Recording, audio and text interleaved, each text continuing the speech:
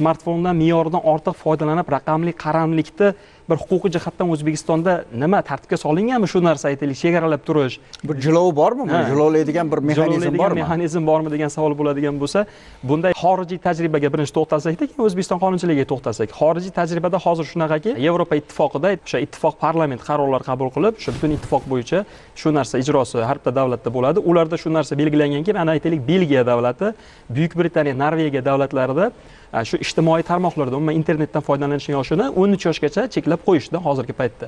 Endi bu tendensiya Avstriyada 14 yosh, Fransiyada 15 yosh qilib belgilandi.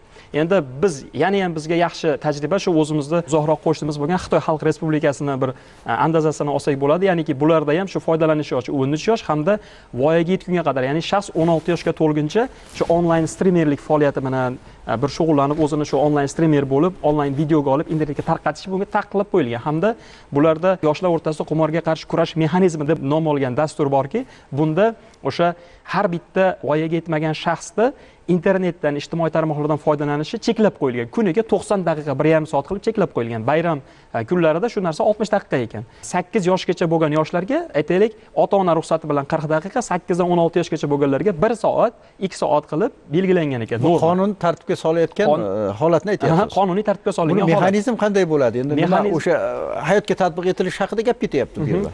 Endi bularda alohida mana shu dasturda ijrosi bo'yicha muayyan o'sha voyaga yetmaganlar bilan ishlaydigan tashkilotlar biriktirilgan ekan. Bular o'sha nazoratini ota-ona bilan birgalikda nazoratini ta'minlar ekan. Shuningdek, mana shu dastur doirasida yozgi lagerga o'xshagan bir dastur tashkillangan ekanki, o'sha voyaga yetmagan shaxslarni o'sha yilda bir marta muddat kelganda haftasiga shuningdek 3 oyga, 3 oy tugagandan keyin haftasiga 3 soatgacha ijtimoiy tarmoqdan foydalanish tartibi joriy qilingan ekan.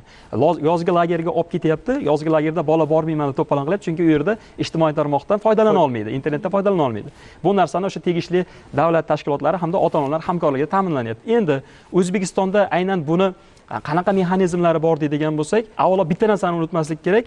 Yoshlar voyaga yetmagan shaxs o'rtasida yoki voyaga yetganlar o'rtasida ijtimoiy tarmoqdan foydalanishni biz cheklab qo'yishimiz bu yechim emas. Chunki ta'kidlab o'tdik, 21-asrda yashayapmiz, axborot asri, texnika, texnologiya rivojlanyapti. Shuning uchun biz buni cheklashimiz bu yechim emas, ya'niki biz buni o'sha to'g'ri yo'naltirishimiz, to'g'ri yo'sinda buni shakllantirishimiz kerak. Endi bizda qanaqa bir huquqiy tomoni bor deydigan bo'lsak, bizda O'zbekiston Respublikasi Vazirlar Mahkamasining 2012-yil 21-maydagi 139-son qarori bor. Bunda O'zbekiston Respublikasidagi ta'lim muassasalarida mobil telefonlardan foydalanish tartibi to'g'risidagi nizom shu qarorga asosan tasdiqlangan. Bunda nafaqat maktablarda, kollejlarda, shu umumiy o'rta ta'lim, o'rta maxsus, kasb hunar hamda oliy ta'limda o'sha tegishli talabalar, o'quvchilar hamda o'qituvchilar tomonidan shu mobil telefonlardan foydalanish tartibga soladi. Ya'niki, oddiy qilib aytganda, maktabda oladigan bo'lsak, o'quvchi maktabga kiraverishda telefonni ovozsiz rejimga qo'yib kirish kerak, darslarda telefonni o'chirib qo'yish kerak hamda sumkasiga solib qo'yish kerak deydi bizga bu nizom. Hamda o'qituvchilar ham aytaylik, dars vaqtida telefondan foydalanmaslik kerakligini bu tartibga soladi. Bundan tashqari, voyaga yetmaganlar aynan shu maktabda, maktablarda ichki tartib qoidalari bo'ladi. Bularda alohida shu o'quvchilar tomonidan telefon ishlatishni tegishli cheklash bo'yicha hamda agar bu narsalar holatlarga tartibga rioya qilinmasa, tegishli o'sha intizomiy aytaylik javobgarlik, ya'ni ota-onani chaqirib turib tegishli ogohlantirish, ular bilan suhbatlashish, telefonni olib qo'yishgacha bo'lgan shu javobgarlik choralari nazarda tutilgan. Asosan bu narsa shu voyaga yetmaganlar o'rtasida hamda shu oliy ta'limda bu narsa belgilangan, lekin biz bitta narsani yana unutmasligimiz kerak.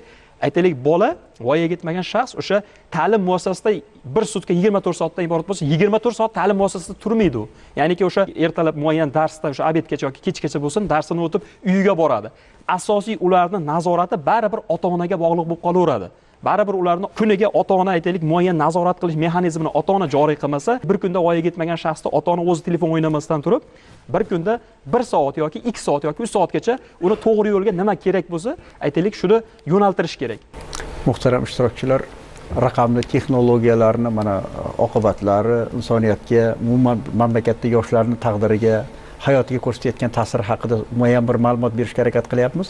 Kun tartibida qanday bir masala turibdi mana shu jamiyatning oldida? Xulosa qilib aytganimizda, hozirgi paytdagi raqamli qaramlikda mana yuqorida aytib o'tdik. Raqamli qaramlikda dunyoda asosan voyaga yetgan, ya'ni 18 yoshdan yuqori shaxslarga qaraganda 18 yoshgacha bo'lgan o'smirlar orasida raqamli qaramlik holatlari statistikasi yuqori. Endi biz aytaylik, voyaga yetgan shaxslar o'rtasida bu raqamli qaramlik natijasida kelib chiqadigan xavf bo'ladi-da. onlayn misol uchun shu firibgarlik bo'lishi mumkin, haqorat, boshqa huquqbuzarlik bo'lishi mumkin.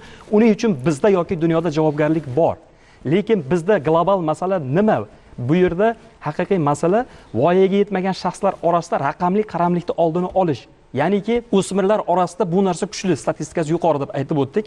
Mana yuqorida ekspertlarimiz ham ta'kidlashdi va dunyodagi statistikalarni ham esladik. Dunyoda mana shu rivojlangan aytaylik davlatlar hozirgi paytda mana shu nimaga aynan bu bo'yicha yoshlarni to'g'ri yo'nalishga solish bo'yicha shu dasturlar ishlab chiqyapti. Nimaga Amerika Qo'shma Shtatlari, Xitoy yoki Buyuk Britaniya va boshqa davlatlar ishlab chiqyapti. Bundan biz andoza olishimiz kerakki, ya'niki biz kelajagimizni asrashimiz kerak.